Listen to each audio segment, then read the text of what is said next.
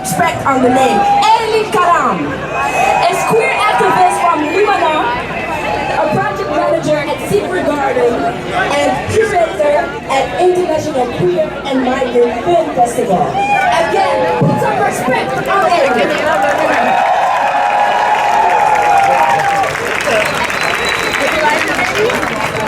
The square is full. I'm very happy today to see many of you joining the Walk Pride. My name is Elias KARAM, a queer migrant, a person of color, living with HIV, an activist, feminist, but above all, a simple human being.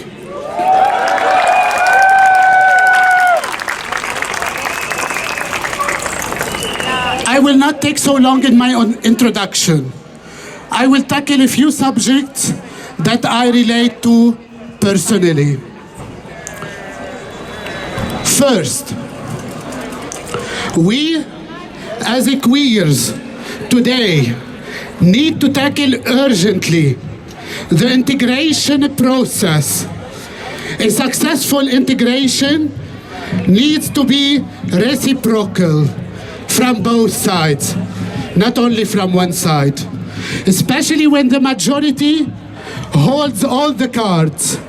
Asking solely the minority and the newcomers to make an effort is nothing but stigmatizing and frankly lazy.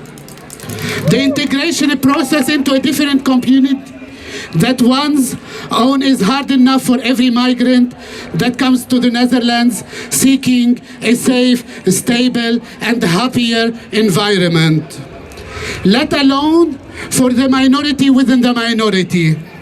And I have to mention queer people of color, and especially brown, black, Asian, femmes, and trans.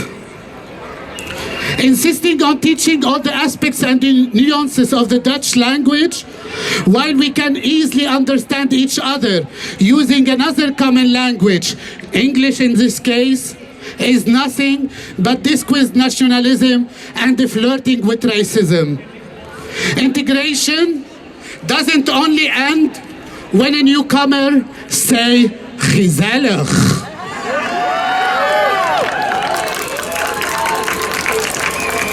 Integration is about equal access to opportunities, informations, and knowledge, visibility, compassion, and public service, especially health services.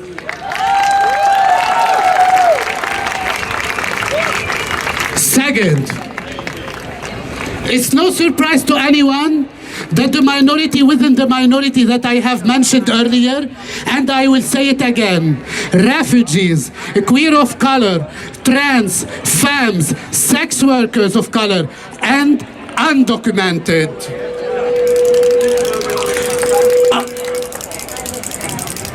are the most vulnerable and go through the most difficult path to access basic health care,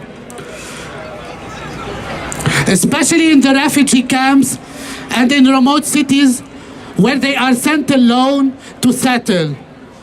Second, it seems that you are only taken seriously when it comes to mental health issues when you speak fluent Dutch and preferably look like a white cis person.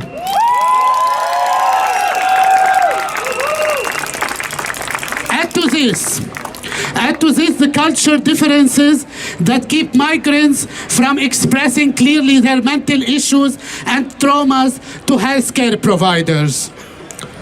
Language, it should however not be a condition in papieren and regelingen when it looks like a tool to exclude people and write them off. Third, an issue that we all know as well is the bureaucratic system and robotic treatment of each and every request, even the urgent one. People are human. Processes need to be humanized to better cater for humans. And as we are witnessing now, Another clear example of a processes serving bureaucracy. More than a human is the monkeypox situation. You know what is the monkeypox? We are living it. Yes, for a prevention policy, and stop waiting until it's too late. Say it behind me. Yes, for a prevention policy. And stop for being too late. And on that note, I want to mention and scream out loud. Stop making trans people waiting in remote refugees camp to get their treatment before they can access a transition therapy.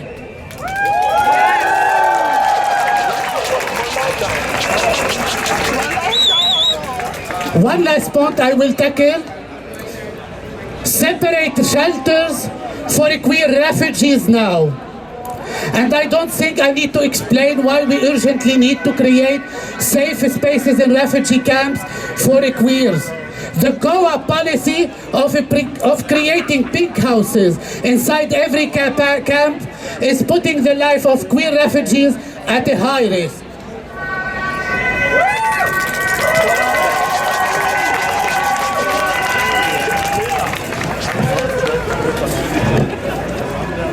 Safety, access to health, opportunities, visibility, and understanding of each other is what's going to get us to build a fair and equal environment for each and every one of us.